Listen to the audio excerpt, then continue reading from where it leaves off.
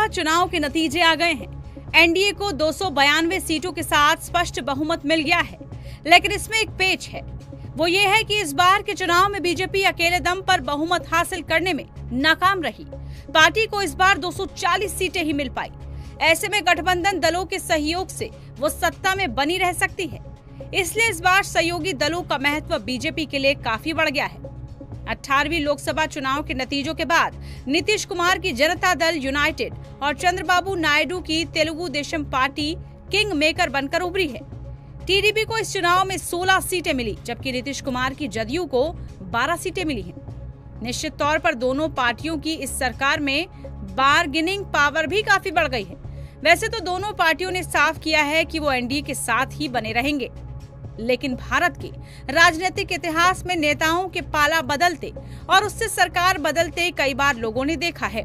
ऐसे में जरूरी हो जाता है कि गठबंधन के सभी दल एक दूसरे की जरूरतों का ध्यान रखें।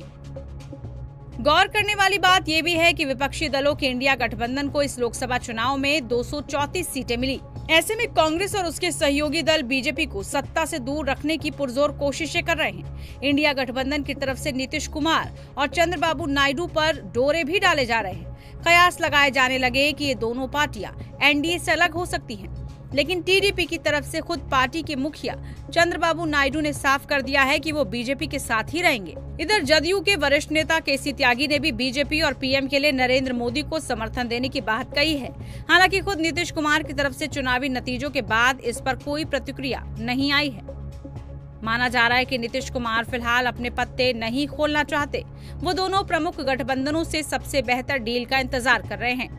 एक तरफ तो एनडीए की सरकार बनने के बाद नीतीश कुमार को इंतजार होगा कि लंबे समय से बिहार के विशेष राज्य के दर्जे की उनकी मांग मान ली जाए। जदयू नेता केसी त्यागी ने भी इस तरफ इशारा किया है।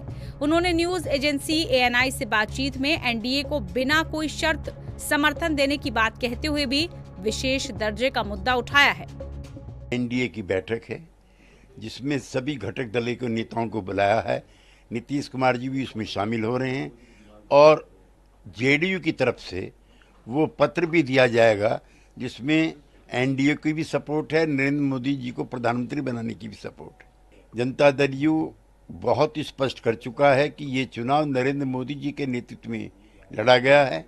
कार्यकर्ता सभी अपने नेताओं के लिए उच्च पदों की इच्छा और अपेक्षा रखते हैं, जो कोई गलत नहीं। एनडीए से कोई डिमांड मंत्रिमंडल बगैर अनकंडीशनल हमारी सपोर्ट है। अलबत्ता इच्छा जरूर है कि बिहार को विशेष राज्य का दर्जा मिले, जो बिहार की जनता के हित में है। विशेष राज्य के दर्जे के बगैर बिहार का विकास असंभव है।